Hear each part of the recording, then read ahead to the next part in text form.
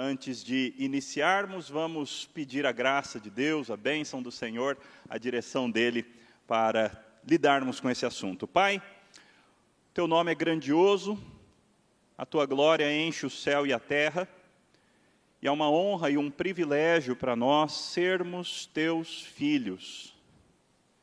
Nós Te pedimos perdão, Senhor, porque tantas vezes tratamos isso como se fosse algo normal, como se fosse algo comum, chamar o Rei dos Reis, Senhor dos Senhores, Criador de todas as coisas, de Pai. Perdão, Senhor, perdão porque muitas vezes em oração nós falamos Pai como se fosse simplesmente uma interjeição, um vocativo, sem prestar atenção na profundidade, na maravilha, no milagre, no alto preço que custou ao Teu Filho unigênito conquistar para nós essa condição de filhos.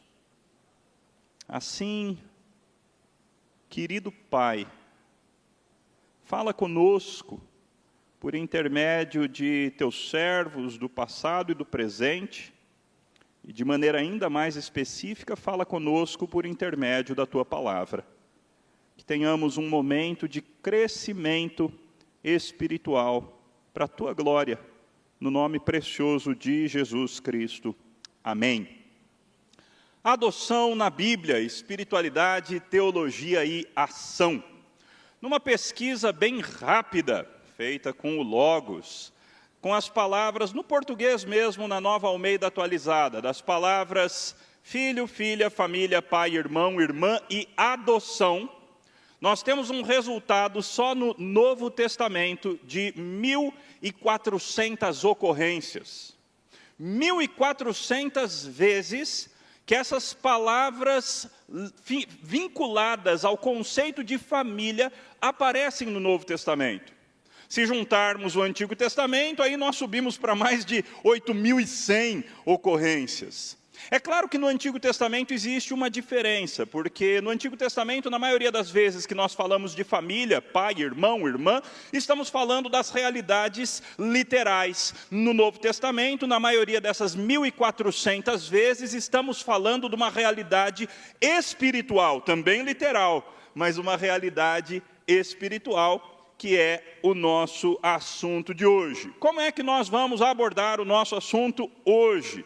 Temos muita coisa para fazer.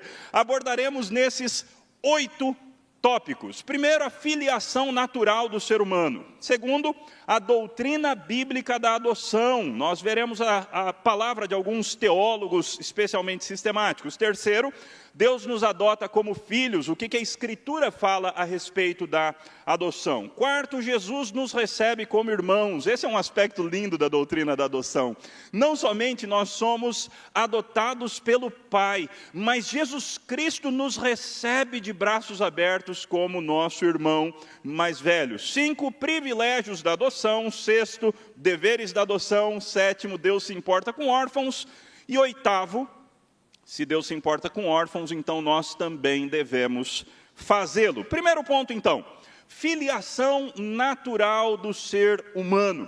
A Bíblia fala algumas coisas bastante drásticas, bastante fortes a respeito de como a gente vem de fábrica. Nós somos filhos de quem? Aliás, um dos xingamentos mais fortes que tem em várias línguas é falar que você é filho de uma pessoa que não presta, não é verdade? O triste é que essa é a realidade espiritual de todo ser humano. Todo ser humano, do jeito que vem de fábrica, ele é filho de uma pessoa que não presta. A Bíblia fala dos seres humanos naturais como filhos do maligno. Lá em Efésios, filhos da ira, como também os demais. A ira de Deus está sobre os incrédulos, sobre os não crentes, como parte da natureza deles. Eles são filhos da ira. Lucas 16:8 nos diz que somos, antes de Cristo, antes da conversão, filhos do mundo. Hebreus deixa claro, se você não está sendo disciplinado por Deus, então essa é uma marca clara que você é um bastardo e não um filho. Outra situação drástica, nem todos são filhos de Deus. Existem aqueles que foram criados por Deus, são criaturas de Deus, mas são bastardos e não filhos. E uma das marcas deles é que eles não sofrem disciplina da parte de Deus enquanto estão nessa terra. Efésios 5:6 fala a respeito dos filhos da desobediência. Mateus 23, Jesus Cristo falou que os fariseus percorriam o mundo e tinham um esforço enorme para tornar os seus discípulos 2 vezes mais filhos do inferno do que eles próprios. Filhos do inferno. 2 de Pedro 2,14, filhos da maldição. E 1 de João 3,10, existe uma distinção radical e fundamental entre aqueles que são os filhos de Deus e os filhos do diabo. Ou seja, a Bíblia fala coisas terríveis e drásticas a respeito da filiação natural daqueles que não têm Cristo. Essa é a situação dos seus parentes que não conhecem a Cristo. Essa é a situação dos seus amigos que não conhecem a Cristo. Essa é a situação dos seus colegas de trabalho que não conhecem a Cristo. Eles são piores do que o pior xingamento que existe no português.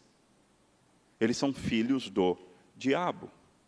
Essa é a filiação natural de todo ser humano. A bênção, no entanto, é que Deus abriu essa possibilidade maravilhosa e gloriosa de que filhos do diabo, filhos da ira, filhos da desobediência, filhos do maligno, filhos da ira, se transformem em filhos de Deus. E vários teólogos falam a respeito disso. Esse é um dos pontos da famosa ordem da salvação, a Ordo Salutis, como os teólogos gostam de falar. É um dos pontos, é a adoção. Recebemos vocação, regeneração, novo nascimento, vocação eficaz, conversão, justificação e, no mesmo tribunal de Deus, no qual nós somos declarados justos, nós também somos declarados filhos. Esse tribunal é uma vara de família. Primeiro era uma vara criminal, e depois ele se transforma numa vara de família. O nosso caso vai para a vara de família. E de bandidos nós somos feitos justos, e de justos nós somos feitos filhos. Nosso catecismo fala sobre isso. Adoção é um ato da livre graça de Deus, em seu único Filho Jesus Cristo e por amor dele. Por meio do Filho, todos os que são justificados são. Olha só que precisão linda. Eles são 6 coisas. 1, recebidos no número dos filhos de Deus. 2, eles trazem o nome de Deus. Eles são batizados e o nome de Deus é colocado sobre eles. O sobrenome, o nome de Deus é colocado sobre eles. Eles recebem o Espírito do Filho. Eles ficam sob o cuidado e as dispensações paternais. Eles são admitidos em todas as liberdades e privilégios dos filhos de Deus. Eles são feitos herdeiros de todas as promessas e co-herdeiros com Cristo. J.I. Packer, num livro da cultura cristã, diz: nossa compreensão de cristianismo não pode ser melhor do que o nosso entendimento de adoção. Ou seja, você só consegue ser tão crente quanto o nível da tua compreensão da doutrina da adoção. Se você não compreende a adoção, você é um mau crente. Quanto maior a sua concepção da doutrina da adoção, melhor crente você se torna. Se você quiser julgar quão bem uma pessoa entende o cristianismo, descubra que importância ela dá ao fato de ser filha de Deus e de ter Deus como seu pai. Em outro lugar, o Packer diz: o status de adotados dos crentes significa que em Cristo e por meio de Cristo, Deus os ama como ama o seu Filho unigênito. Você percebeu esse absurdo? Deus, se você é um crente no Senhor Jesus Cristo, Deus te ama como Ele ama o Filho unigênito. Deus, quando adota, Ele não faz distinção entre o filho natural e os filhos adotivos. Ele trata todos igual. Ele ama todos de forma igual. Nós somos amados como o próprio Filho é amado. E assim nós devemos orar, imitá-lo e confiar nele. Esse outro teólogo, Robert Latham, ele diz: adoção e justificação são benefícios distintos de Cristo. Adoção refere-se à entrada na família de Deus e ao recebimento das responsabilidades que isso acarreta. É claro, quando você adota uma criança, você adota pela graça. A criança não fez nada para merecer a tua adoção, a tua decisão de adotá-la, mas uma vez que ela está na família, uma vez que ela é parte da família, agora ela precisa entender que existem regras na casa do papai e da mamãe. E ela precisa andar de acordo com as regras daquela família. Ela precisa conhecer a cultura daquela família. E ela precisa se portar de acordo com as regras daquele lar. Não é diferente em nosso caso. Nós somos adotados pela graça. Não fizemos absolutamente nada para merecer. E não há nada que possamos fazer que vá fazer com que Deus decida por uma devolução. Deus não é esse tipo de pai adotivo. Deus não é o tipo de pai adotivo que devolve a criança que ele uma vez adotou. Faça o que fizer, seja como for. Deus nunca vai devolver os filhos que ele recebeu. Mas ele vai fazer todo o necessário, toda a disciplina necessária, para que esse filho, essa filha, adquira o caráter do papai. Herman Bavinck, nessa brilhante obra da nossa editora, diz: essa adoção é tanto jurídica quanto ética. E aí ele ilustra dizendo que Paulo pega mais desse lado jurídico e João expõe mais e elabora mais sobre esse lado ético. Somos filhos de Deus, nosso status legal é fornecido em Cristo e garantido pelo Espírito Santo como um penhor até o dia da redenção total. Essa doutrina oferece o maior conforto e segurança. E capacita os crentes a realizar grandes obras. Preste atenção. Não é só uma doutrina que nos dá conforto, não é só uma doutrina que garante a perseverança dos santos. Esse é um dos motivos pelos quais a perseverança dos santos existe. Porque ela é, na verdade, a perseverança dos filhos. Deus não devolve os filhos que ele adota. E assim nós não temos a chance de deixarmos de ser filhos de Deus. Mas essa verdade também nos traz capacitação para uma vida diferente, uma vida de santidade. Brilhante livro esse daí, diz assim: isso é adoção. Somos parte de uma nova família, de um novo grupo, com uma nova história, uma nova identidade. Essa é a crise contemporânea, não é verdade? As pessoas não sabem quem são, as pessoas têm grande crise para se entender, para se aceitar, mas a palavra de Deus nos propõe uma nova identidade, a identidade de filhos adotivos de Deus. E se isso não soa muito bem para você, é porque você tem uma visão pagã, e não uma visão cristã da adoção. E, infelizmente, muitas vezes esse é o caso. Terceiro tópico, e esse vai ser o maior. O que a Bíblia diz a respeito da adoção? Bem, vários lugares, e aqui estão apenas selecionados alguns textos. Gálatas 4, de 4 a 7, mas quando chegou a plenitude do tempo, Deus enviou o seu Filho, nascido de mulher, nascido debaixo da lei, para resgatar os que estavam debaixo da lei. Com qual objetivo? Por que o Filho foi enviado? Porque na plenitude dos tempos, o Filho se esvaziou, o Filho se humilhou, o Filho se prestou, a segunda pessoa da Trindade, se prestou ao papel de habitar dentro de um útero humano. Por que o Filho fez isso? A fim de que recebêssemos a adoção de filhos. Ele se fez Filho do homem, para que nós pudéssemos ser feitos filhos de Deus. Na plenitude dos tempos, ele se prestou ao papel de tornar-se um bebê, para nos dar a condição de sermos adotados como filhos de Deus. Paulo elabora e ele diz: e porque vocês são filhos, Deus enviou o Espírito do Filho ao coração nosso. E esse Espírito clama: Abba, Pai.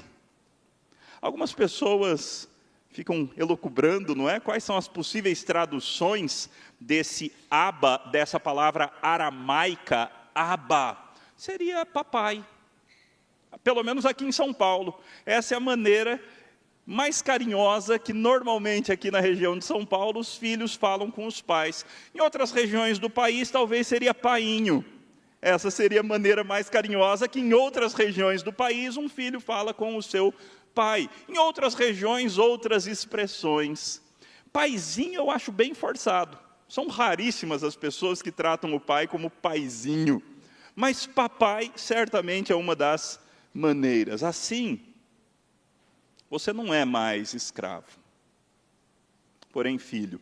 Logo antes do versículo 4, Paulo elabora dizendo: antes da vinda de Cristo, nós éramos como, nós povo de Deus, éramos como aquele príncipe regente que ainda não tem condições de ser o rei.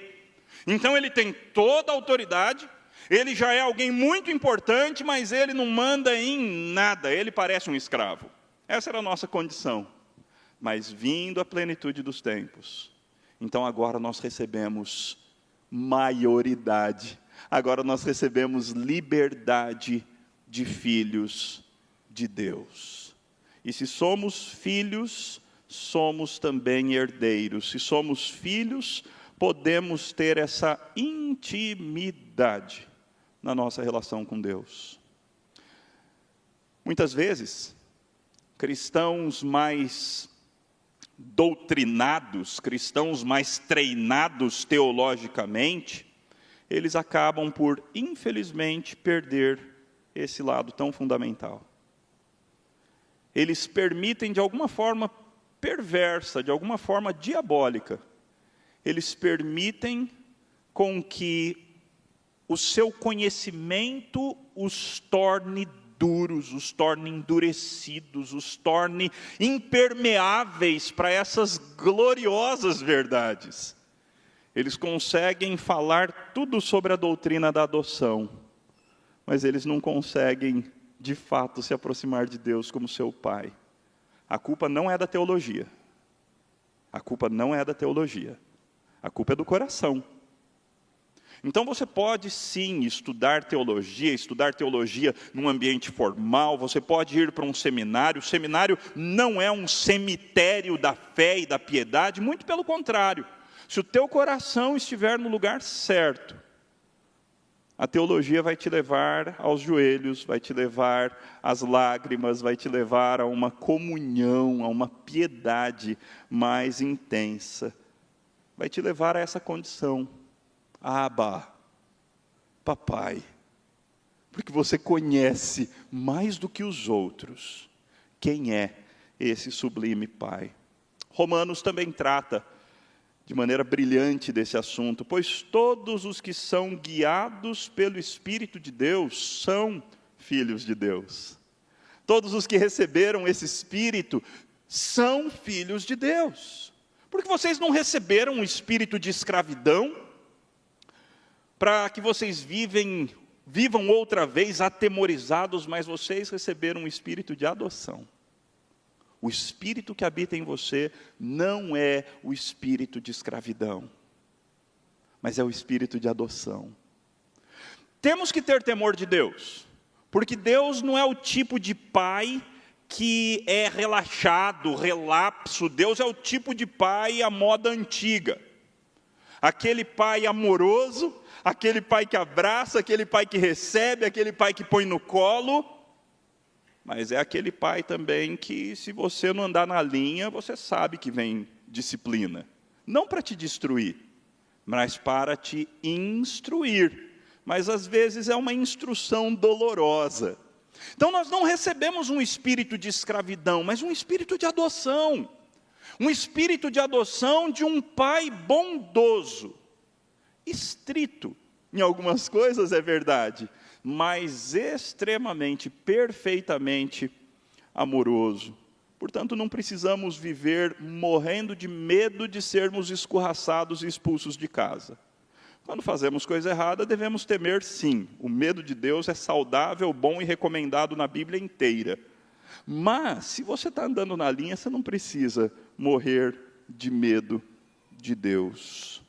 Esse espírito de adoção nos habilita a clamar, Abba, Pai. O próprio Espírito testemunha com o nosso espírito de que nós somos filhos de Deus. Essa é uma das coisas mais lindas que a Bíblia fala.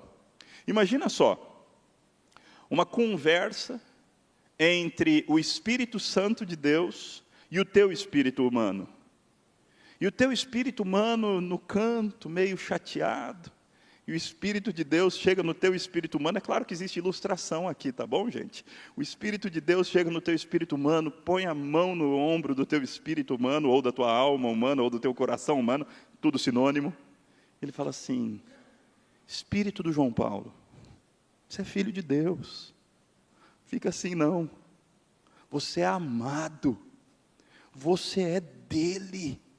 Ele te adotou de uma vez por todas e para sempre.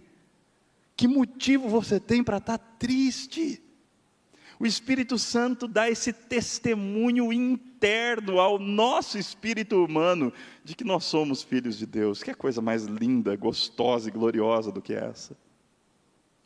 Você sabe que às vezes filhos adotivos, como é o meu caso, às vezes filhos adotivos têm uma certa dificuldade de se sentirem amados pelos seus pais. Não foi este o meu caso. Mas às vezes filhos adotivos têm uma crise de identidade. Deus não permite que os seus filhos adotivos tenham essa crise de identidade, porque Deus faz aquilo que nenhum pai humano adotivo consegue fazer. Deus coloca coisas dentro da gente. Deus coloca Deus dentro de nós. E o próprio Deus dentro de nós conversa aqui dentro de que nós somos filhos de Deus. E se somos filhos também herdeiros, herdeiros de Deus, co-herdeiros com Cristo. E se com Cristo sofremos, para que também com Ele sejamos glorificados. Romanos 8, um pouquinho mais à frente no capítulo, continua dizendo assim, porque para mim, tenho por certo que os sofrimentos do tempo presente não podem ser comparados com a glória a ser revelada em nós. A ardente expectativa da criação, olha só o que a criação aguarda. A criação hoje geme e suporta angústias. Por quê? O que ela está esperando? Qual é o sofrimento da criação? Ela aguarda a revelação dos filhos de Deus. A criação não vê a hora dessa terra ser habitada somente por filhos de Deus. A criação não aguenta mais esse monte de filho do diabo mexendo com ela. A criação não aguenta mais esse mundo cheio de filho da ira, de filho da desobediência, de filhos do maligno. A criação não aguenta mais. E a criação está ansiosa pelo dia em que somente filhos de Deus a usufruirão. Esse é o sofrimento, essa é a angústia da criação. A criação está na esperança de que ela será libertada do cativeiro da corrupção, para quê? Para a liberdade dos filhos de Deus. Hoje ela está cativa. Cativa na mão de um monte de gente corrupta. Um monte de gente ruim. Um monte de gente que quer fazer maldade com a criação e usar a criação de maneira egoísta, exploratória, apenas para seu próprio enriquecimento. A criação não aguenta mais. Ela não vê a hora da liberdade dos filhos de Deus. Quando ela será liberta, porque a terra será habitada apenas por filhos de Deus. Paulo continua, porque sabemos que toda a criação a um só tempo geme e suporta angústias até agora. E não somente ela, mas nós que temos as primícias do Espírito, nós também gememos. nós também gememos. Nós gememos por causa das dores físicas, que são um processo de morte. Nós estamos morrendo, irmãos. Estamos morrendo o tempo todo. E, por vezes, isso fica mais claro e nós gememos. Nós gememos por causa dos processos de dificuldade relacional. Quando temos uma discussão com o nosso cônjuge, nós gememos. Quando nossos filhos falam coisas que nós não gostaríamos de ouvir, nós gememos. Quando as coisas não dão muito certo lá na empresa, nós gememos. Nós gememos por causa do nosso próprio pecado. Nosso pecado, a gente não queria mais cair nele. Mas aí a gente se esforça e de repente cai de novo. E a gente fala, Senhor, oh Deus, de novo. Quando é que eu vou me livrar do corpo dessa morte? Quando é que eu vou conseguir não fazer as coisas que eu odeio? E nós gememos. Por que nós gememos? O que nós estamos esperando? O que nós estamos esperando é a revelação dos filhos, é a adoção dos filhos. Existe um sentido, portanto, e a gente vai ver isso mais para frente, eu acho. Existe um sentido, portanto, no qual nós já somos filhos de Deus, mas ainda não totalmente. Tudo na Bíblia, todas as coisas boas são nesse sentido, já, mas ainda não completamente. Você já é filho adotivo de Deus, mas ainda não completamente. Ontem, lendo aquele livro do Russell Moore, sobre adoção, ele conta de como ele foi para a Rússia adotar os seus filhos e fez toda a papelada, mas já estava tudo certo. Os filhos eram dele, mas ele ainda não podia levá-los consigo para os Estados Unidos. Então ele conta como foi trágico para ele e para a esposa terem que deixar os filhos naquele orfanato terrível, sujo, podre, e voltar sozinhos para os Estados Unidos. Eles já eram filhos, mas ainda não completamente. Já eram filhos por direito, já estava tudo certo, os meninos seriam deles, mas ainda não estavam com eles. E ele então aplica como isso se assemelha à nossa condição atual. Já somos filhos de papel passado e tudo, mas nós ainda estamos, por vezes, num orfanato sujo. Esse mundo não é a casa do Pai, onde nós viveremos. Será que, de novo, a casa do Pai vai descer para cá? Então nós viveremos com Ele no novo céus e nova terra. Então, enquanto isso, a gente geme. A gente sabe que é filho, a gente tem o Espírito que garante que a gente é filho, mas a gente ainda geme, esperando a adoção de filhos. Já somos, mas ainda não com tudo que isso vai trazer de bom para nós. É aqui que ele fala. Paradoxalmente, a Bíblia fala de uma adoção em Cristo como um acontecimento passado, mas também como um acontecimento futuro. Gememos em nosso íntimo aguardando a adoção de filhos. Paulo escreveu, e ele nos disse, a que isso se assemelha, a redenção do nosso corpo. Olha só que brilhante o que ele vai dizer agora. Legalmente, nós pertencemos ao nosso Deus. Porém, enquanto os nossos corpos estão morrendo, enquanto o universo ofega em dores ao nosso redor, com certeza parece que nós ainda somos órfãos. Então, já somos filhos, mas existe um senso de orfandade. O reverendo Valdeci fala que Meire às vezes comenta da saudade do Éden. E é isso que nós todos temos. De vez em quando vem essa saudade do lar. E de fato, nós ainda não estamos no nosso lar. Pela fé sabemos que somos filhos, mas ainda não sabemos por vista. Por enquanto são os olhos da fé que nos garantem a adoção. Mas um dia nós haveremos de vê-lo. E seremos semelhantes a Ele. Está lá em 1 de João capítulo 3. Deus nos adota como filhos. Efésios nos diz, antes da fundação do mundo, Deus nos escolheu nele, em Cristo. Nos escolheu para sermos santos e irrepreensíveis diante dele. E em amor, Deus nos predestinou para si mesmo, ou para Cristo, para sermos adotados como seus filhos, por meio de Jesus Cristo. Às vezes isso falta nas discussões a respeito da predestinação. A predestinação é a escolha que o Papai Celeste fez para que nós sejamos seus filhos.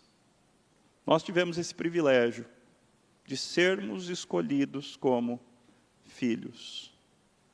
E assim como pais humanos adotivos não devem ser acusados, por que você não adotou todas as crianças do orfanato? Porque eu amei essas. Eu só amei essa. Existem pais que fazem coisas diferentes. Existem pais que decidem, a primeira criança que vier falar comigo é a criança que eu vou adotar. Existem pais que dizem, a primeira criança que levantar os braços para mim é a criança que eu vou adotar. Existem pais que colocam diversas regras. Eu quero uma criança que não seja assim, assim, assim, assado. Portanto, vai ser nessas condições aqui que eu vou adotar. Os pais adotam quem eles querem adotar, quem eles amam. É claro que na nossa escolha, às vezes, existem critérios pecaminosos, mas isso é outra história. Nós fomos predestinados para sermos adotados como filhos. João diz o seguinte, mas a todos quantos o receberam, deu-lhes o poder, a autoridade de serem feitos filhos de Deus. Se você recebeu Cristo, se você creu em Cristo, se você entrou num relacionamento de amor com Cristo, Deus emitiu uma autoridade, a autoridade de você ser feito filho de Deus. Eles não nasceram do sangue, nem da vontade da carne, nem da vontade do homem. Aqui é interessante, o grego tem alguns detalhes. Eles não nasceram de sangues, no plural, não nasceram da vontade carnal, da vontade da carne, da vontade de fazer filho, e nem nasceram da vontade do macho, que aí é homem, é o homem mesmo, é o macho. E aí vem esse absurdo, mas de Deus. É tão pequenininha a expressão que a gente não presta atenção nela. No grego, para aqueles seminaristas, pastores que estão aqui, é ek tu teu. Nasceram de dentro de Deus. É quase uma imagem pictórica de alguém sendo parido. Eles nasceram ek tu teu. Eles nasceram de dentro de Deus. É assim que nós somos filhos. E a adoção em João, ela é sempre assim, viu? Diferente de Paulo, que é uma adoção mais jurídica, João apela. João fala coisas gloriosíssimas, como nesse texto aí. Talvez um dos textos mais assombrosos das Escrituras. Vejam que grande amor o Pai nos tem concedido, a ponto de sermos chamados filhos de Deus. Ou seja, João está ilustrando, certo? Isso daqui não é um imperativo no sentido, veja isso. Não, isso daqui é um chamado ao assombro. É um chamado a que você fique boquiaberto, é um chamado a que você fique embasbacado. Olha isso! É isso que ele está falando. Olha o grande amor de Deus. Você acredita que você tem o direito de ser chamado filho de Deus? Aí parece que João percebe que ele deu margem para uma má compreensão, que é só ilustração, que é só metáfora. E aí ele quase que se corrige, e ele diz assim, não, mas de fato nós somos filhos. Não é só que a gente pode ser chamado de filho, nós somos filhos de fato. Por isso que o mundo não nos conhece, porque não conheceu o Pai, não conheceu a Ele. Amados, agora nós somos filhos, perceba a ênfase de João.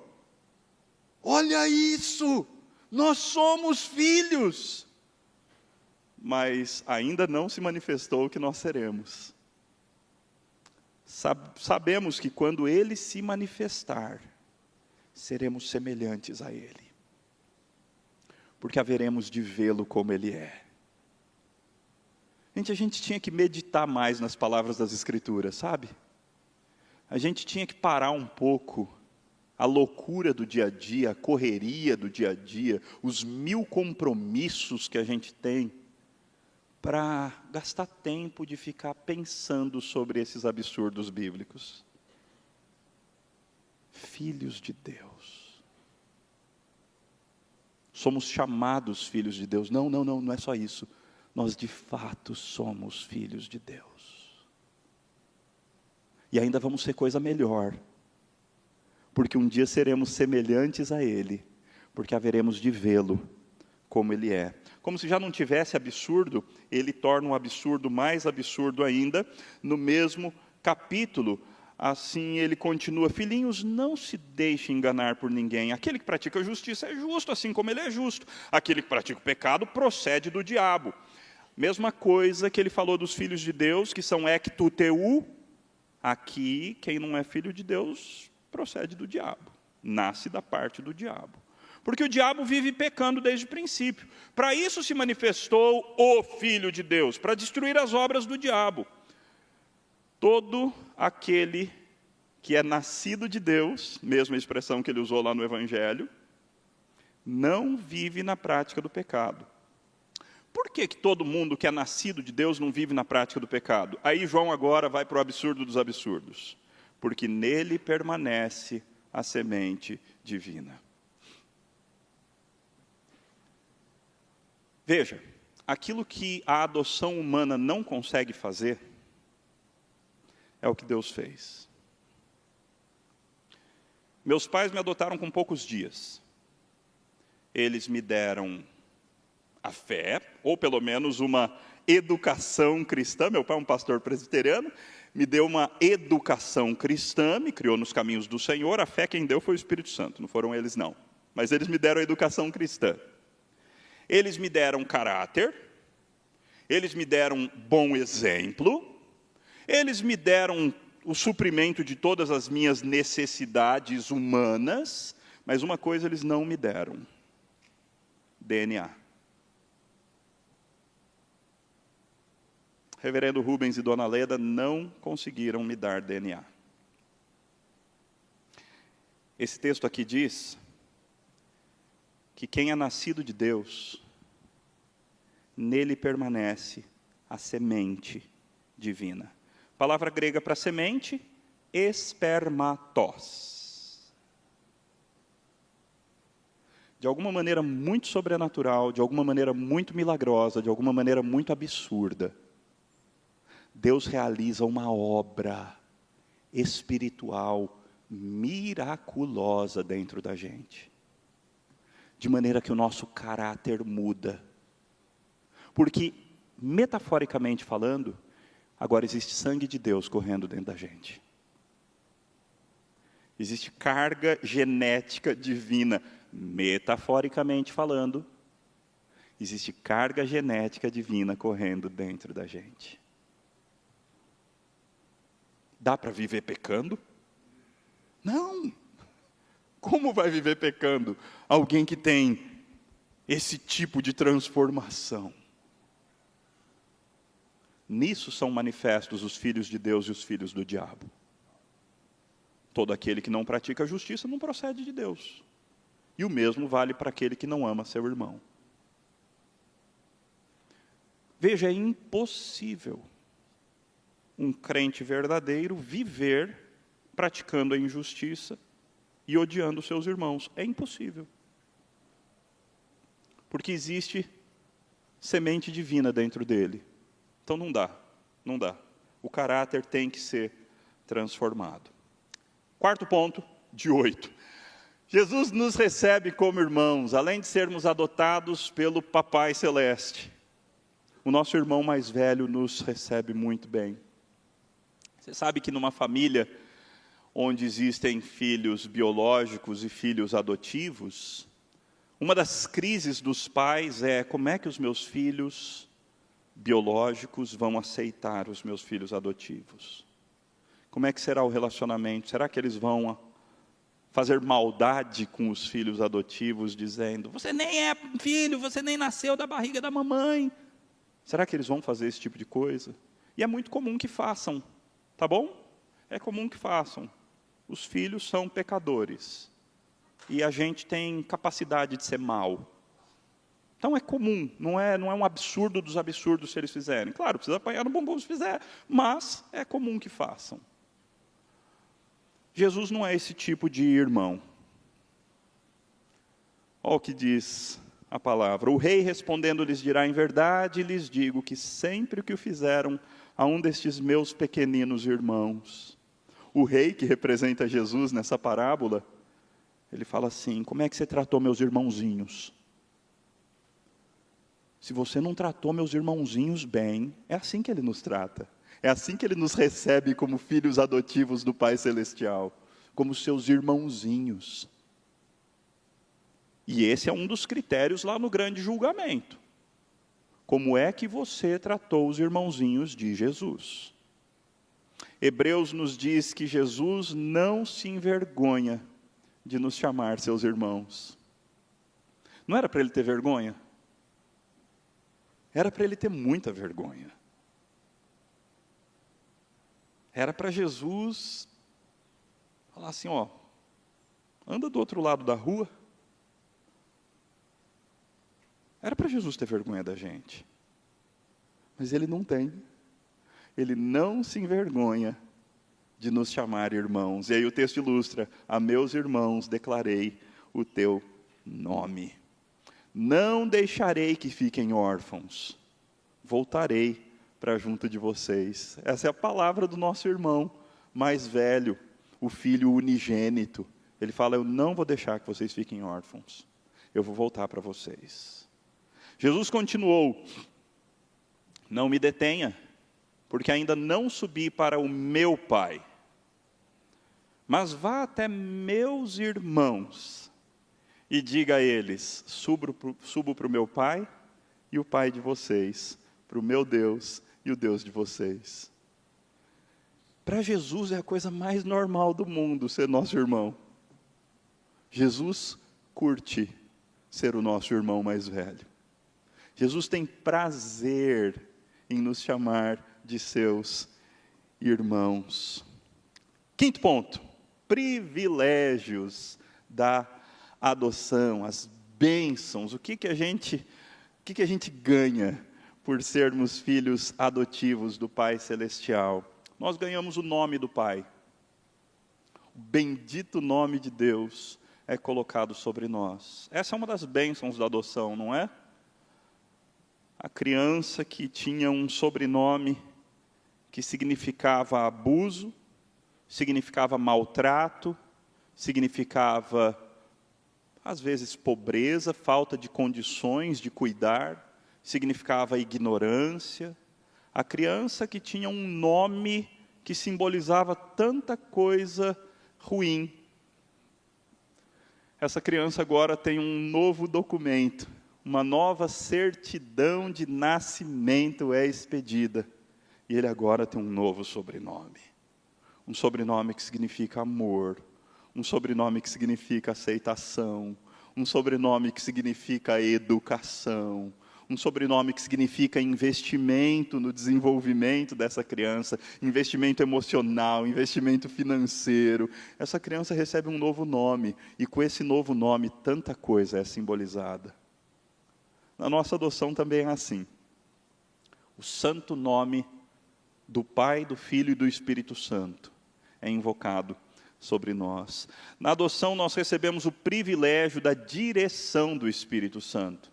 Somos dirigidos, movidos pelo Espírito Santo. Esse espírito de adoção, ele agora habita dentro de nós e ele nos dirige. Quais escolhas devemos fazer? Para onde devemos ir? Somos guiados pelo Espírito. Todos que são guiados pelo Espírito de Deus são filhos de Deus, disse o apóstolo Paulo. A adoção significa que nós somos habitados pelo Espírito.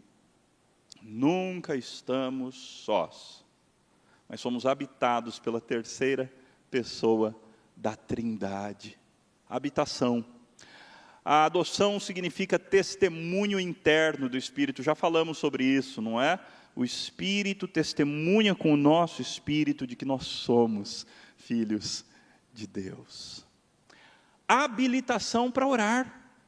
Foi assim que Jesus Cristo disse: Pai nosso que está nos céus. Claro, podemos e devemos continuar chamando Deus de nosso Senhor.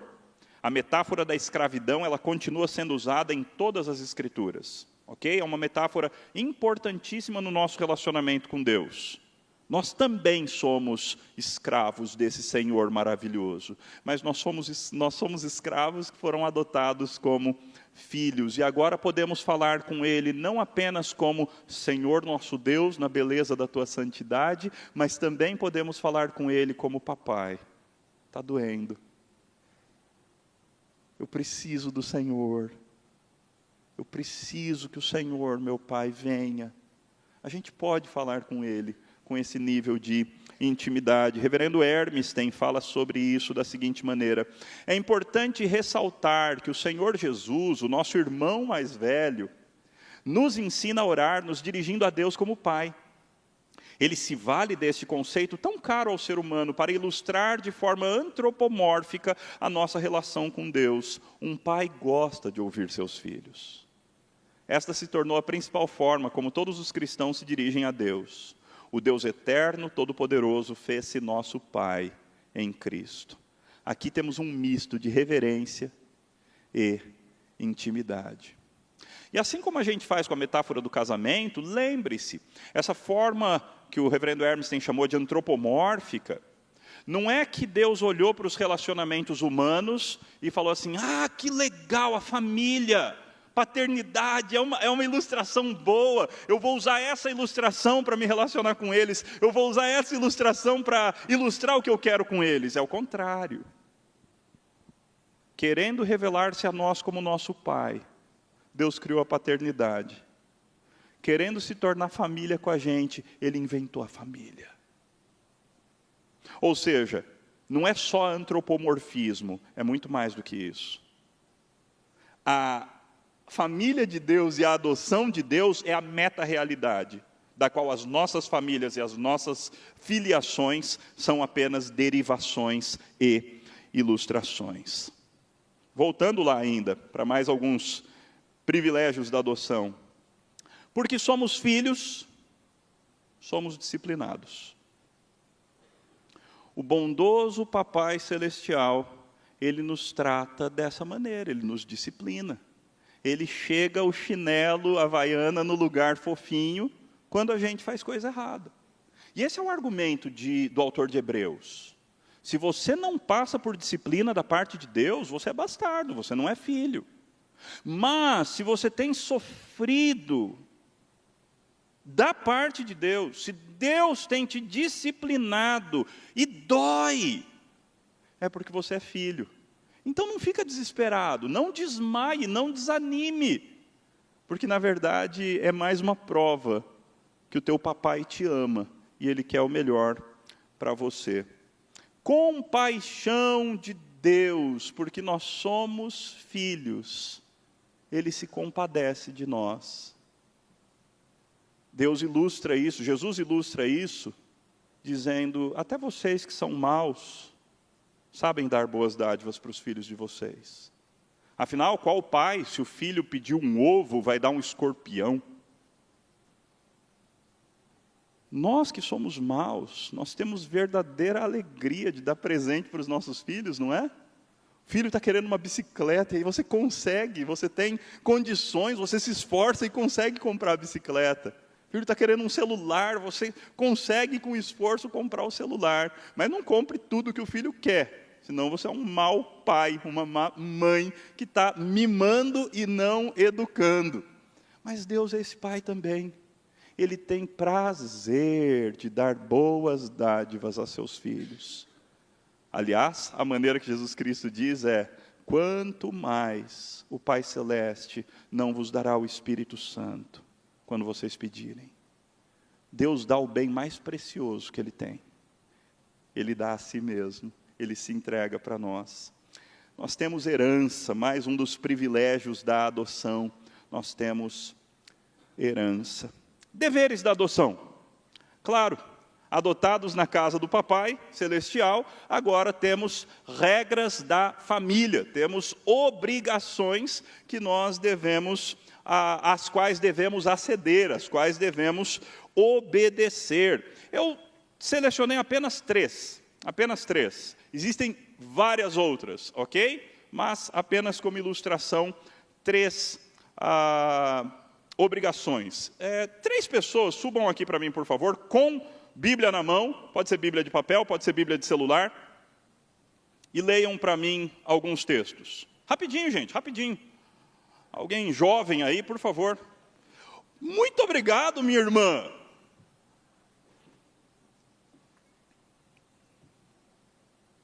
Vamos lá.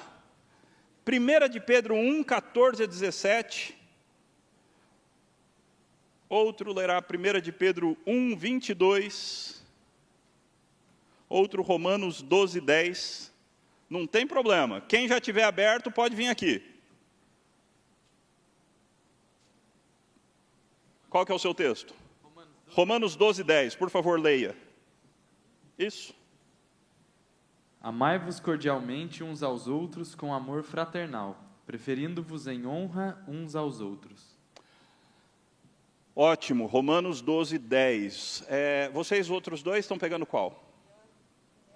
1 de Pedro 1, 14 a 17. Por favor, minha irmã.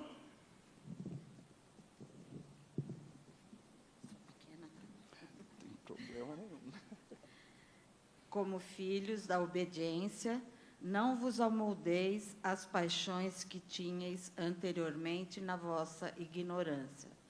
Pelo contrário, segundo é santo aquele que vos chamou, tornai-vos santos também vós mesmos em todo o vosso procedimento. Continua. Porque escrito está, sede santos, porque eu sou santo. Uhum. Até aí está ótimo. Muito obrigado, minha irmã. Ele fala, então, que nós somos filhos e que nós devemos nos adequar ao caráter do nosso Pai. Nós devemos obedecer o Pai, porque somos filhos. O texto de Romanos falou sobre amor fraternal, amor de irmão. Pode vir, meu irmão. Aliás, está aí uma palavra que eu esqueci de pesquisar naquela primeira pesquisa que eu fiz, que deu 1.400 resultados significativos de família dentro do Novo Testamento. Se eu colocar a palavra fraterno, vai aparecer mais um monte de resultado. Pode ler, meu irmão. 1 Pedro 1, 22.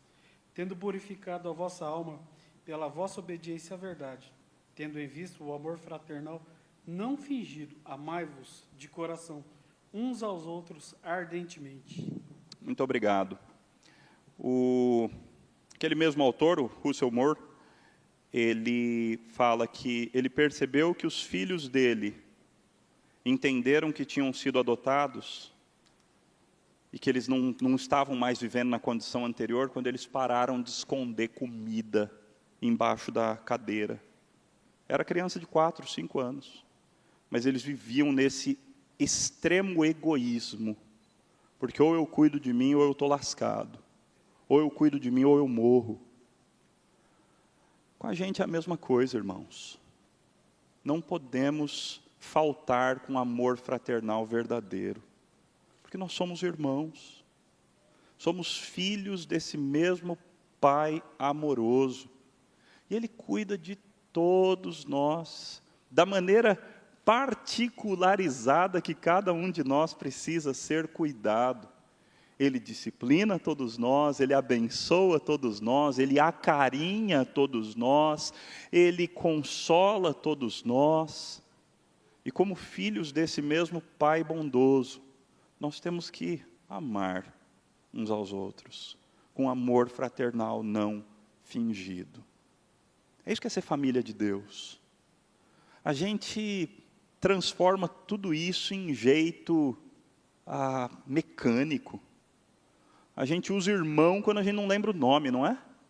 Ô irmão! Ô irmã! E não lembra o nome, a gente usa irmão. Irmãos, a gente precisa realmente ser irmão. realmente ter esse amor fraternal não fingido. Dá para mais duas pessoas virem aqui, com esses dois textos próximos? Por favor, Mateus 5,48, Lucas 6,36. Mateus 5,48, Lucas 6,36.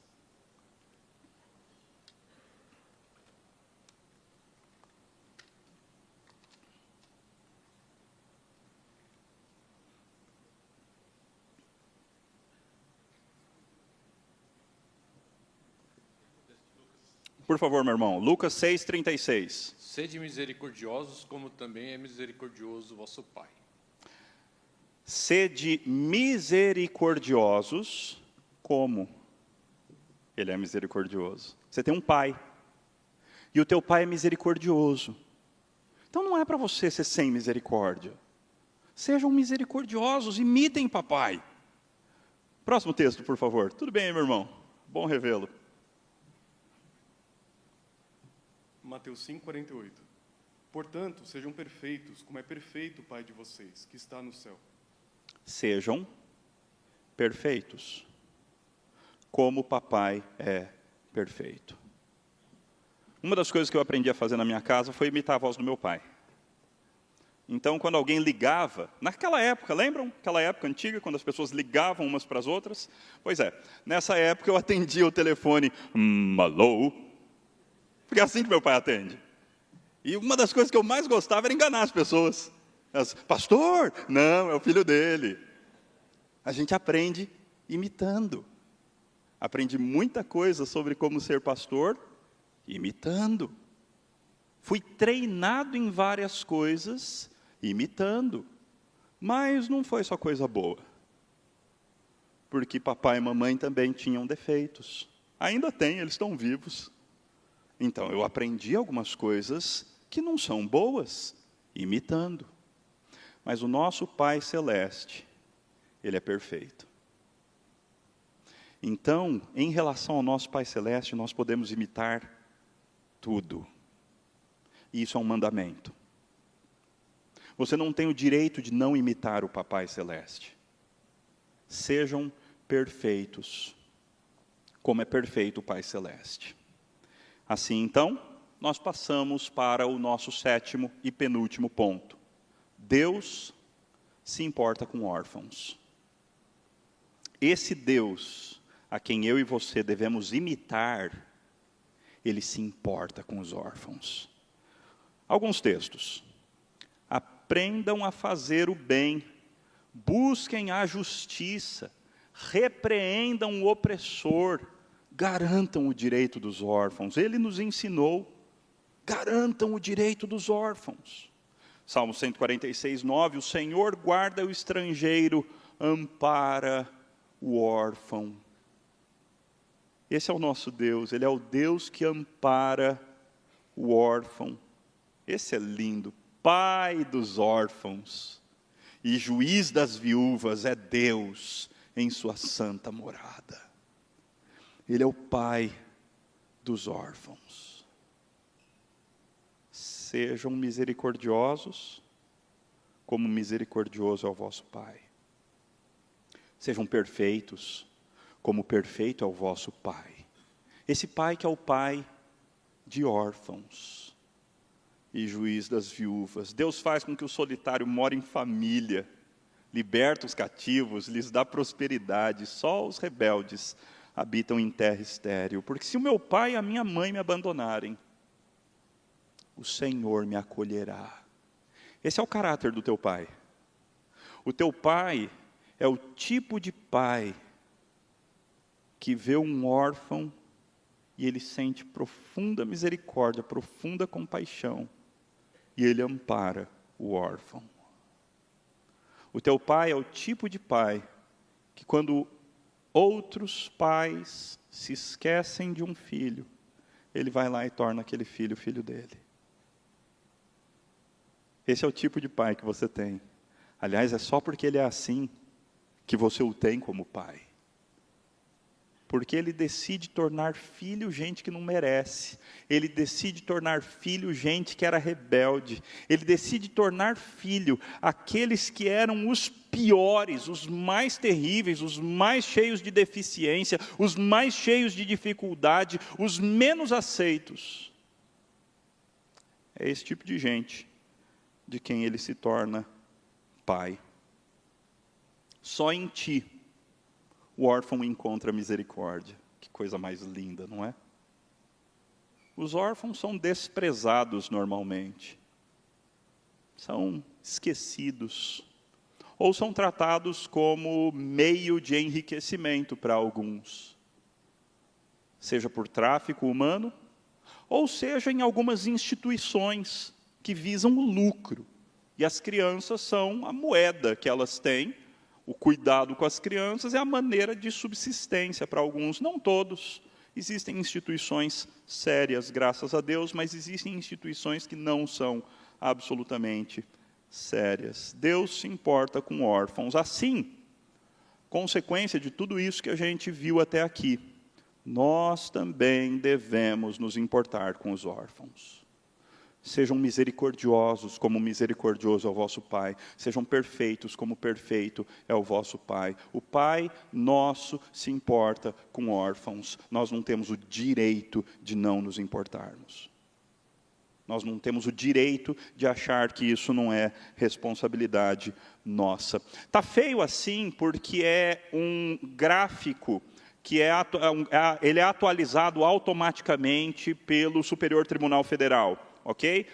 É uma tabela da presente situação. Essa é a situação de hoje, porque foi hoje que eu peguei esse gráfico. Essa é a situação de hoje no nosso país. Crianças em instituições, crianças institucionalizadas, crianças acolhidas, 32.530.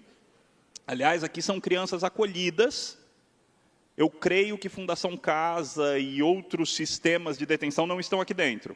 Ok? Aqui são só crianças acolhidas em sistemas de acolhimento, sejam os antigos orfanatos ou casas de passagem, coisas assim. Crianças acolhidas, 32.530. Crianças disponíveis para adoção atualmente, 4.436. Crianças em processo de adoção, 5.485. Crianças adotadas a partir de 2019, 17.687. Crianças reintegradas. Muitas vezes para voltar a viver o que já viviam, de abuso, dificuldades. Porque o governo não tem como mudar o caráter dessas famílias. O governo não consegue, o governo não tem as ferramentas para mudar o caráter de uma família abusiva. Então, muitas vezes, por causa do princípio da prioridade paternal, essas crianças voltam para a mesma coisa que elas já sofriam antes. Até que depois de várias vezes, finalmente, o pátrio poder é retirado desses pais. Crianças reintegradas desde 2020, 42.000 crianças. Pretendentes disponíveis, ou seja, famílias querendo adotar. Pessoas, não famílias, pessoas. 35.606. Aí você fala assim, opa, tem alguma coisa errada. 36.000 pessoas querendo adotar e 4.000 crianças precisando de adoção, então, está fácil. Qual é o nosso problema, então? Isso daqui é do Senado Federal. Esses números são de 2020. Nós temos crianças menores de 3 anos, 5.000 em sistemas de acolhimento. 3 a 6 anos, 4.000, 6 a 9, 4.000, 9 a 12, 5.000, 12 a 15, 6.000, mais de 15, 9.000. 9.000 crianças no sistema de acolhimento com mais de 15 anos. Dos disponíveis para adoção, o maior número também é o número de mais de 15 anos. Qual é o problema? O problema está aqui, expectativa e realidade. 91% dos pretendentes à adoção só aceitam crianças de até 6 anos. Por isso que a conta não fecha. Por causa das exigências daqueles que querem adotar. 91% só aceitam crianças de 6 anos. 92% das crianças têm entre 7 e 17. 68% não aceitam adotar irmãos, 69% possuem irmãos. E, corretamente, o sistema não quer separar esses irmãos entre si. 20% só aceitam crianças brancas, 68% são negros ou pardos. Ou seja, que jeito a gente resolve esse problema?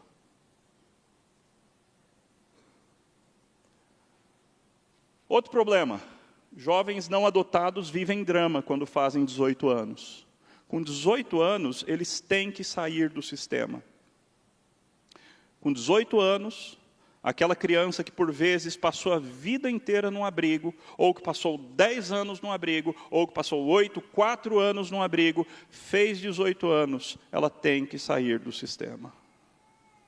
Ela não pode mais morar em abrigo. Não existe mais algo do governo onde ela possa morar. Porque agora ela é maior de idade. E agora? O que acontece? Existem algumas tentativas do governo. O governo tenta, e por governo eu estou falando do governo de muitas épocas aí. O governo tenta priorizar essas crianças para bolsas em universidades, tenta priorizar essas crianças para cursos técnicos, para cursos de formação. Só que elas não têm onde morar. E o que acontece? Então a questão, meus irmãos, é: cadê a igreja? Cadê a igreja brasileira? Cadê a igreja presbiteriana do Brasil? Cadê o exemplo dos crentes como aqueles que adotam adolescentes? Como aqueles que adotam crianças com mobilidade reduzida? Como aqueles que adotam crianças com lábio leporino, que ninguém quer? Como aqueles que adotam com adoção interracial? Cadê a igreja? Outro problema. Em 2010, o STJ reconheceu a validade da adoção por casais, entre aspas, homossexuais. E agora você navega na internet e você encontra muito mais ênfase na adoção homoafetiva do que na adoção por parte dos cristãos. Esse pessoal está muito mais engajado em adoção do que a igreja. É vergonhoso, não é? Mas é a realidade. Eles estão super engajados na adoção. A única adoção hoje que vence é a adoção de bichos. É a adoção de cachorro. Essa é a que você mais vai encontrar resultados na internet. Se você digitar adoção, é adoção de bicho. Aí depois vem grande ênfase na adoção homossexual. E os crentes do Brasil? Estão nem aí com o assunto. Poucos são os crentes que já entenderam que a nossa adoção, ela implica no mínimo em nós considerarmos a possibilidade como família. Nós temos, como crentes, que nos envolver com esse assunto. De novo, Russell Moore diz o seguinte: o espírito de Moloque age entre nós até agora. No exato momento em que você lê esta página, há ossos de bebês sendo triturados até irreconhecíveis pedaços, possivelmente a poucos quilômetros de onde você está. Há bebês em recipientes de lixo esperando para serem levados embora como refúgio hospitalar. Essas crianças não terão nomes até que Jesus as chame pela primeira vez. Há meninas na Ásia aguardando uma batida na porta. Um americano, homem de negócios, que pagou a um cafetão para que possa abusar sexualmente delas. Há crianças contemplando a vista da janela do escritório de uma assistente social, massageando seus machucados, e ouvindo sua mãe dizer à polícia porque ela nunca mais fará isso de novo. Bebês abortados não podem dizer Abba.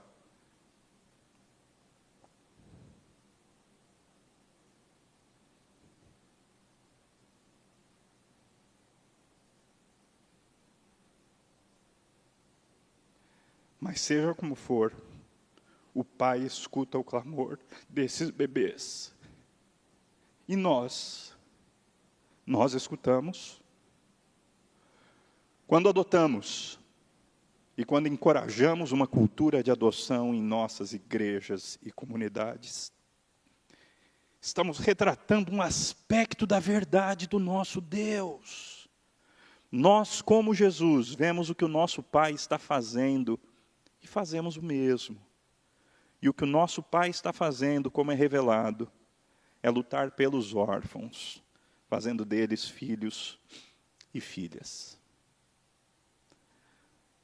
O que a gente, então, está querendo? Pergunta final. O que eu posso fazer? Então, você está aqui há quase 1 hora. Você aprendeu a respeito de como nós nascemos como filhos da ira, filhos do inferno, filhos do diabo, filhos do maligno, filhos da desobediência. E como Deus pega esse grupo de gente que não vale nada. E Deus fala, agora vocês são meus filhinhos. Nós vimos a linda, maravilhosa, gloriosa doutrina da adoção. O Senhor se torna o nosso Pai. E Ele nos enche de benefícios, Ele nos enche de responsabilidades. Responsabilidades que são abençoadoras, responsabilidades que são benéficas para a nossa vida. E Ele nos chama a sermos semelhantes a Ele. O Pai dos órfãos. A questão então é, como é que eu posso me envolver nessa causa, que é uma causa de Deus? Ore, evidentemente. Ore a respeito. Ore por essas 32 mil crianças que estão no sistema aqui no nosso país. Ore pelas crianças que estão na antiga FEBEM, na Fundação Casa. Ore pelas crianças que ainda existem abandonadas por aí. Certa feita, quando eu era pastor lá em Niterói, nossa igreja foi fazer um trabalho no lixão da cidade. E bem na porta do lixão, Morro do Céu, acho que era o Morro do Céu, tinha uma nota bem grande, proibida a entrada de crianças. O problema é que quando você entra lá, você tem várias famílias que moram no lixão. Moram nos monturos de lixo, cheias de crianças. Todas elas perebadas. Todas elas com tumores, com sujeira, com feridas, com coisas terríveis.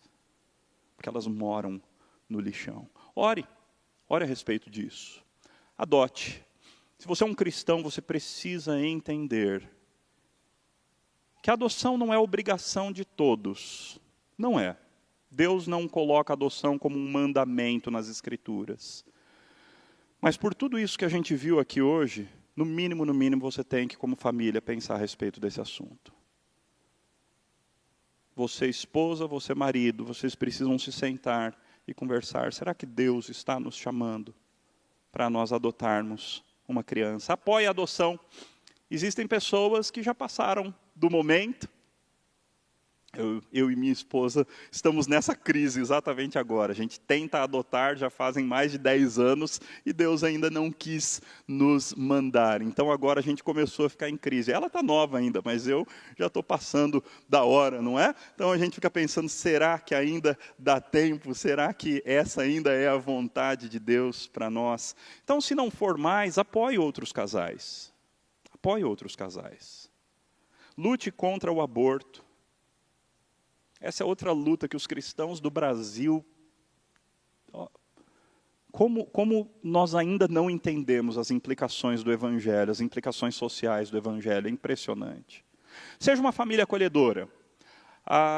Na tua cidade, existe um sistema da prefeitura, por meio do qual você pode se cadastrar e se colocar como uma família acolhedora. E aí, se uma criança estiver passando por alguma fase na sua casa, que ela precisa ser retirada da família temporariamente, então a sua casa pode ser a casa onde aquela criança vai passar uma temporada, onde ela vai ser cuidada para depois voltar para a família.